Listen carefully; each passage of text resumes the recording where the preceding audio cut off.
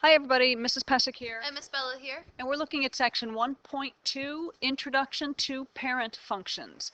The objectives are to identify parent functions from graphs and equations, use parent functions to model real-world data, and make estimates for unknown values. So the vocabulary is parent function. So similar to the way that numbers are classified into sets based on common characteristics, functions can be classified into families of functions. Parent function is the simplest function with the defining characteristics of the family. Functions in the same family are transformations of their parent functions. So let's take a look at these. Really, if you could get kind of a picture in your head of each of these and kind of have the general shape memorized, that would be a really good goal. All right, so let's take a look at the first one. A constant function would be f of x equals c would be the rule. So that could be like f of x equals 2 or f of x equals -5. And what's the graph going to look like? The graph is just going to be just a horizontal line. The domain is all real numbers, which in your book is written just a kind of a capital fancy R. But the way that Miss Bella and I would like you to be writing this is -infinity to +infinity using interval notation.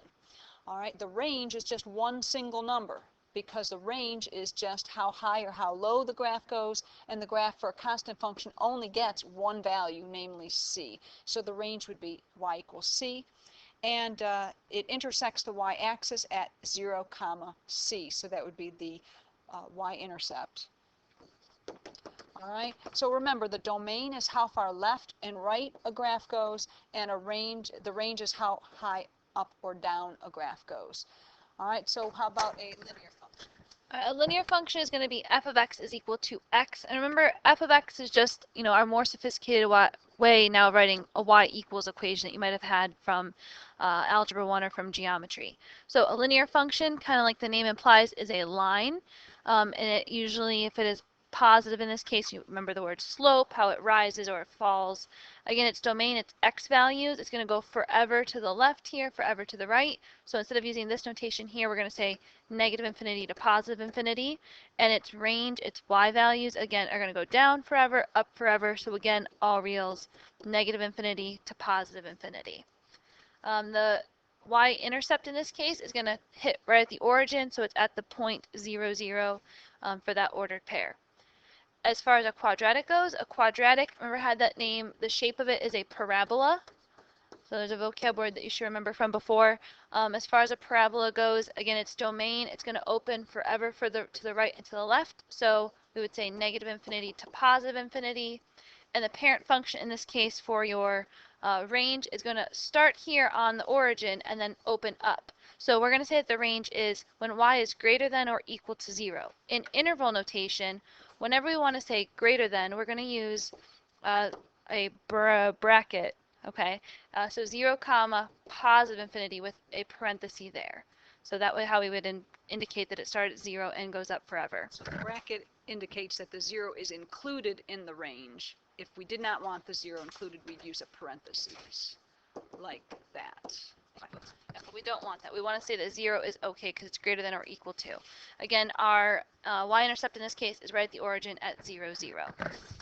Okay, so the next parent function is the cubic function. The cubic function looks kind of like a little twisty noodle, and so the general shape here looks like this. And you laughing at my twisty noodle comment, Ms. Bella? Yes, we are. Okay, and so the graph will go through 0, 0, 1, 1, -1, 1, -1, -1, and so on. It goes forever to the left, it goes forever to the right, so the domain is -infinity to +infinity, and it goes down as far as you want to go, it goes up as far as you want to go. So again, the range is also -infinity to +infinity. Y-intercept, again, is 0, 0. And the last parent function we're going to look at today is the square root function. So again, we have f of x equals square root of x. If you look at this graph, this one is a little bit different. So it starts here at the origin and just kind of opens up and to the right. And if you think about that, remember, if we put some numbers in there, like the square root of 25, well, we know that that's 5. But if I said, what is the square root of -25? Well, that answer we would not be able to figure out what that is. So when we talk about a square root function, we want to make sure that any answer we put in is not going to be a negative. So my x cannot be a negative value. And when you take the square root, you're always going to get a positive value. So you're not going to have a negative y, which means our domain in this case for our x's, again, you see that it says greater than or equal to 0. So it starts here and goes forever to the right, but never on the left. So that's going to be 0 to positive infinity. And our y value, again, from the origin and only up, but not down, will be 0 with a bracket to positive infinity. Again, the y-intercept in this case is at 0, 0. So that's a pretty common thing that you'll see in these parent functions, that usually most of them are going to hit the point 0, 0 on the y-axis. Okay, so here's some helpful hints. To make your graphs appear accurate on a graphing calculator, on your TI Nspire, you would want to use a standard viewing window, so you can press Menu, and then 4, which is Windows Zoom. It's right here. And then once you're in Windows Zoom, you might pick option 5 for standard viewing window. Okay, so let's take a look at example 1. We're identifying transformations of parent functions. Identify the parent function for function g from its function rule, and then graph the function g on your calculator and describe what transformation of the parent function it represents. In this case, we have g of x equaling x minus 3. I don't see any squares, I don't see any square roots, I don't see any cubes, so this parent function is just going to be f of x equaling x. That was our linear function. So what was the transformation? Well, we see that from the parent function, f of x equaling x, we have this, minus 3 subtracted from it. So that indicates that we do have a transformation, and it's going to be a horizontal shift. And in this case, since it's x minus 3, we're shifting it to the right 3 units. And I think we're going to see this on our calculator. So when you graph this, here's x minus 3. Our original function, if we had graphed the parent function here, that would have looked just like this, going through 0, 0. But our function has been shifted 3 units to the right, as you can see when you use your calculator.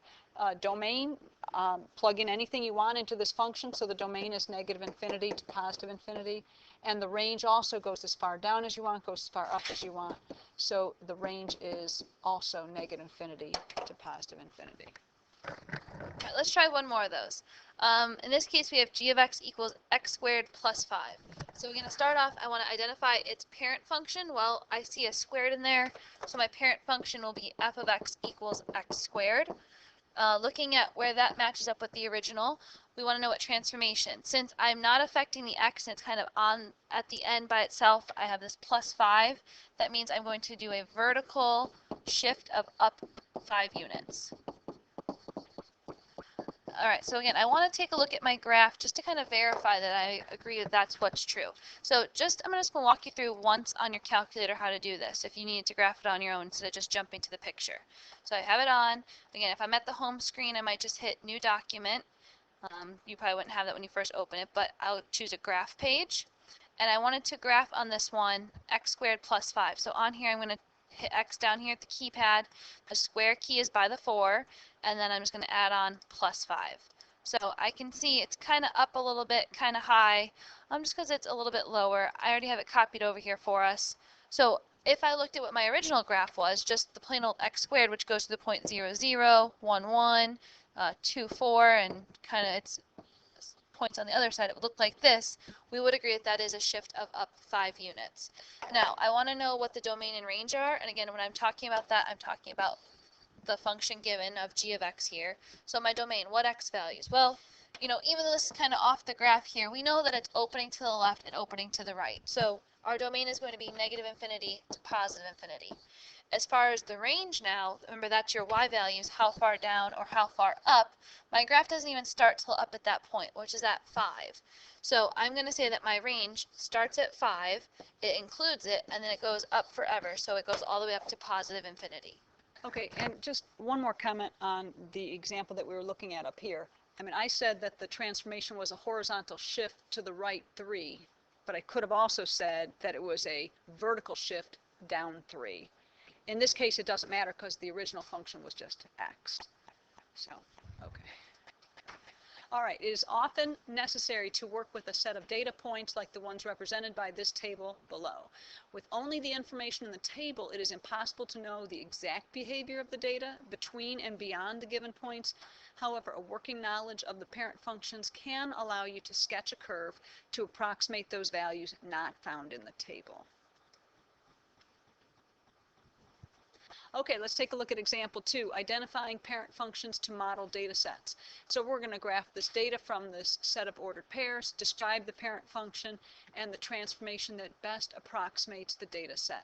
So in this case, if we plot -2, 12, -1, 3, 0, 0, 1, 3, and 2, 12, we get this graph looking like this. And what does it look like? Does it look like linear? Does it look cubic? Does it look like square root? I'm going with the parabola here, and it looks like a quadratic. All right, so the graph of the data points resembles the shape of the quadratic parent function f of x equaling x squared. So if we're trying to now find the transformation, does it look like, well, let's see what would the original look like. This function right here goes through 0, 0, 1, 1, 2, 4, -1, 1, -2, -4. Might be a good idea just kind of memorize those for the quadratic function. So it looks something like this. In this case, our graph is narrower, so it looks like it might have been vertically stretched. The points were pulled away from the x-axis. So the quadratic function passes through the points 1, 1, 2, 4, as I said, and the data set that we have here goes through 1. Instead of 1, 1, it goes through 1, 3. And instead of 2, 4, it goes through 2, 12, and so on. So it has been vertically stretched by a factor of 3, because if I take the 3 times the 1, I'll get my y-coordinate here of 3.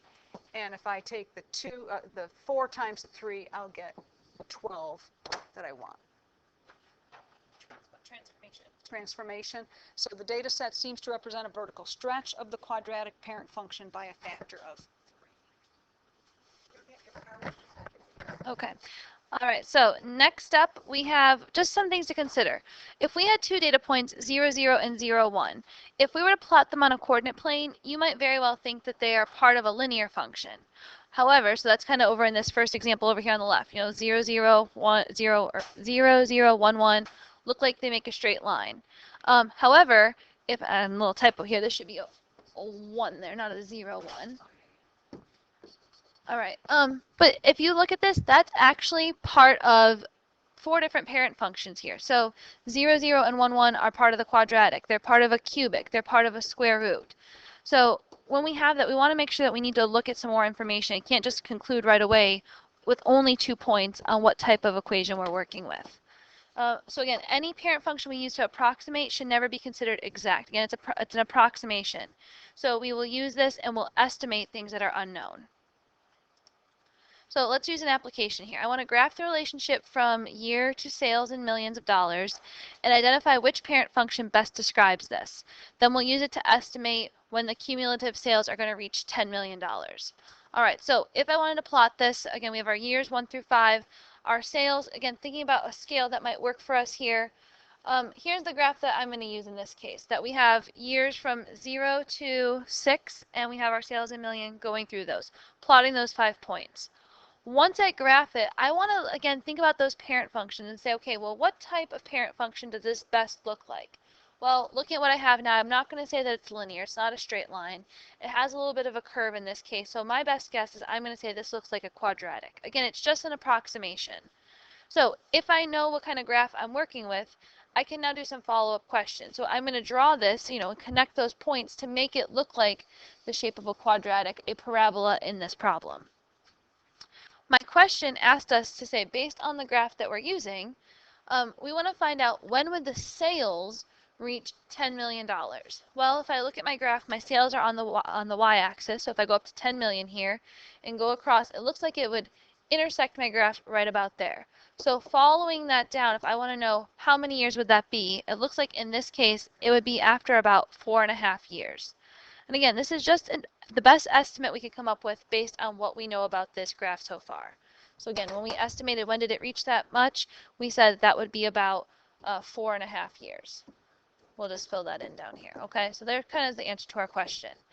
Now, just to make sure we have really practiced that idea of domain and range, let's go back up to our graph and just do one more time practicing how would I label the domain of this graph and how would I label the range.